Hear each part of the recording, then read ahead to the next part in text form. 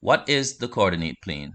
The coordinate plane is just a flat 2D surface in which you have the x-axis, which is a horizontal number line, and the y-axis, which is a vertical number line. Both number lines cross each other or intercept each other at a point called the origin.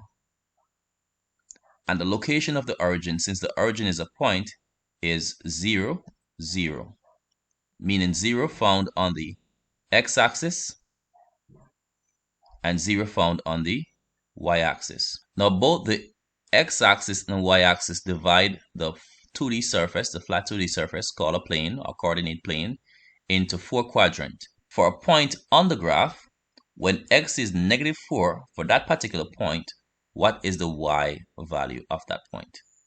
So let's find a point on the graph where its x value is -4.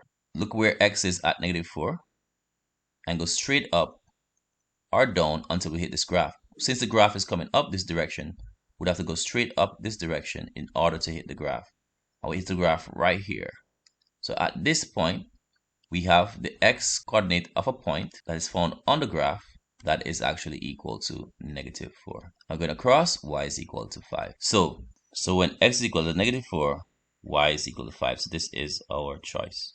Now, what about when x is equal to -3? So we look on the x-axis where x is -3 and it's right here.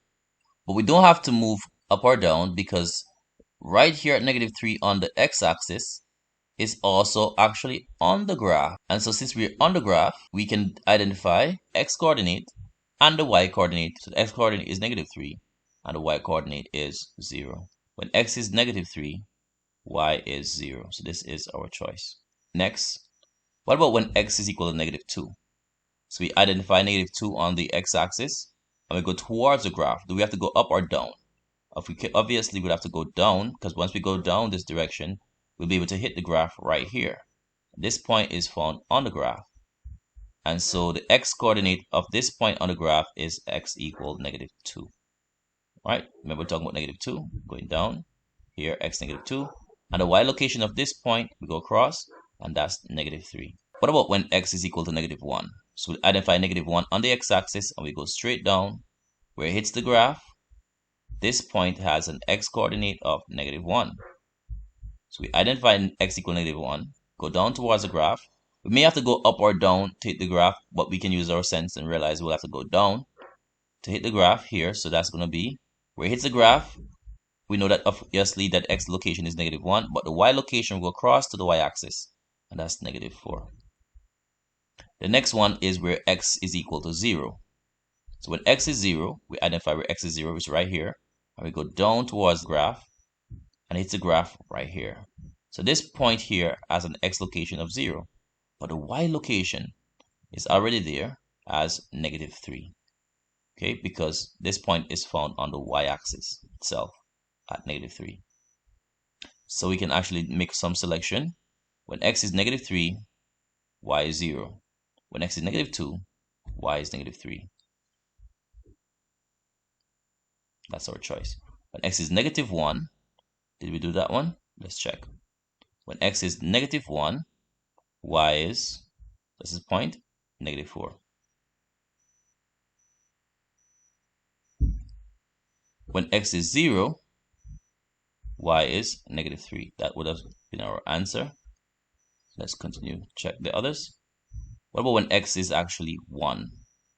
Is going to be 1 and the y coordinate is 0. So it has coordinates 1, 0.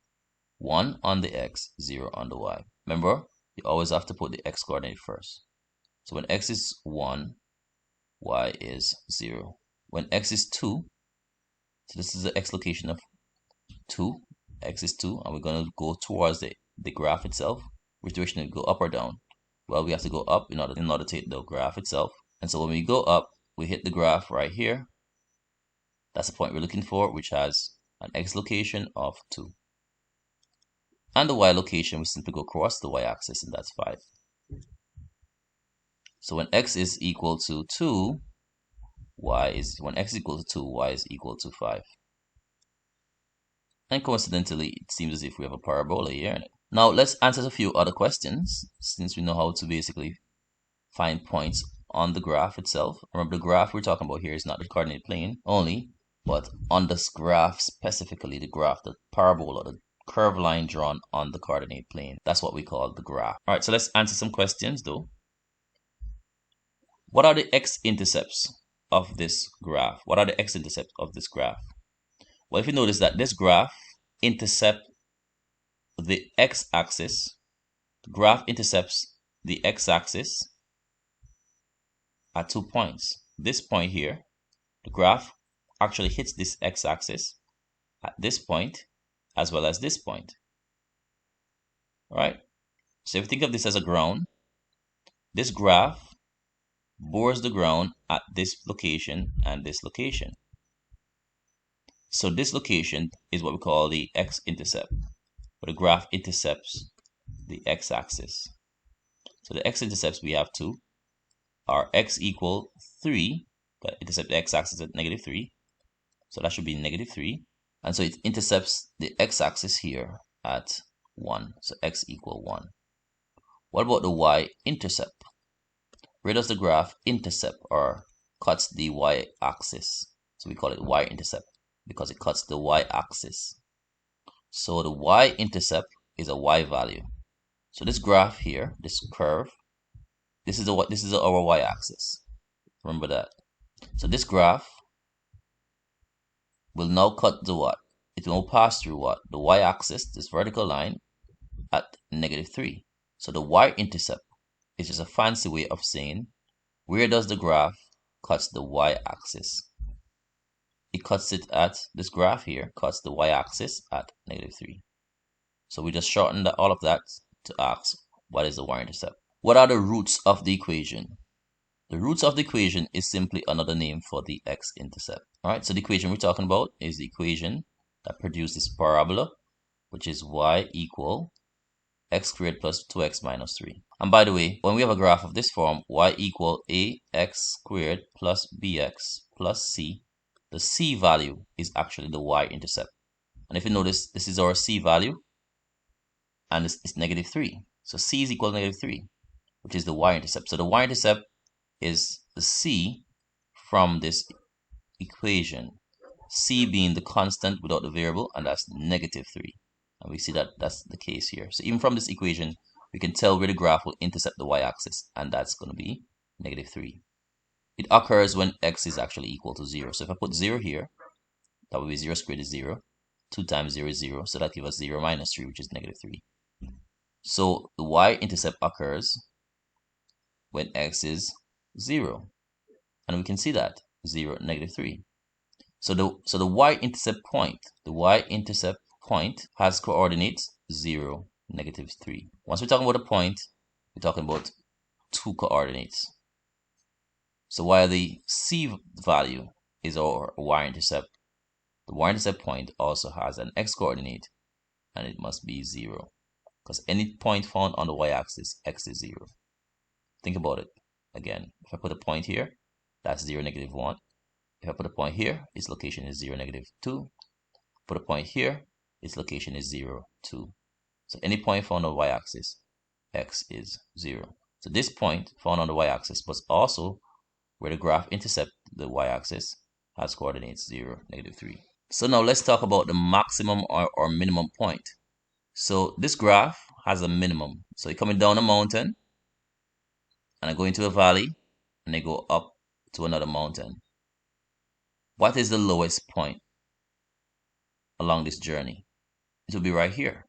So this is what we call the minimum point. It's the lowest point. So if we have a line or a parabola drawn like this, then this point here is our minimum point. If we were to draw a graph like this though, however, this graph will have a what? A maximum point. This is how far up the graph goes. So it has a maximum point.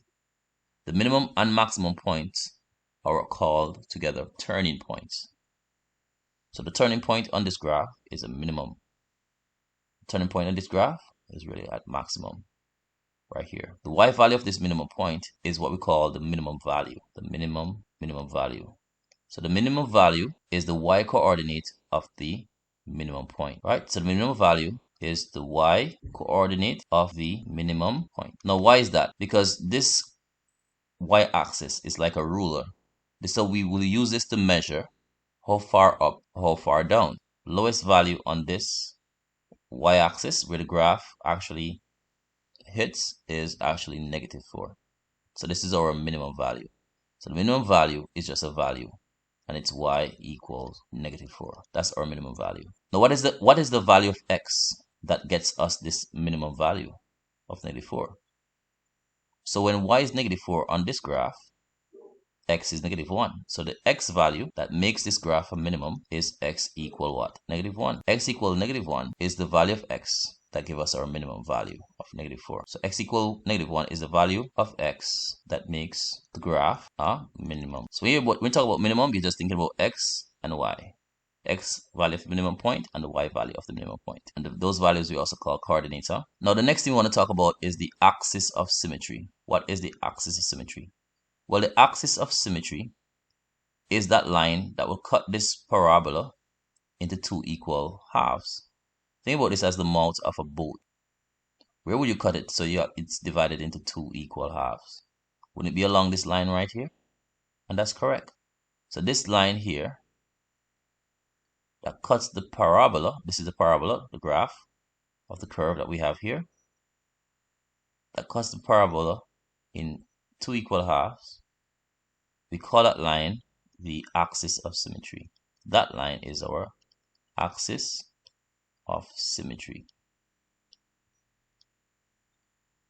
And it has an equation. What is the equation of this line that cuts the parabola into two equal halves? Well, since it passed through the x-axis at -1, the equation of it is x equals -1. So the axis of symmetry has the equation x equals some value. And we can get that value if we have the equation for the parabola by taking the negative of b and dividing it by 2a. So we know the equation itself is x equals some value.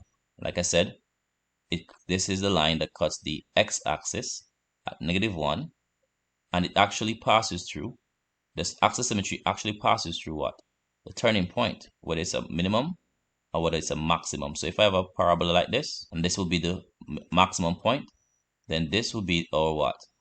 Our axis of symmetry, but it has a maximum point. Axis symmetry itself passes through the maximum point. Now, as mentioned, the axis symmetry has the equation x equal -b over 2a.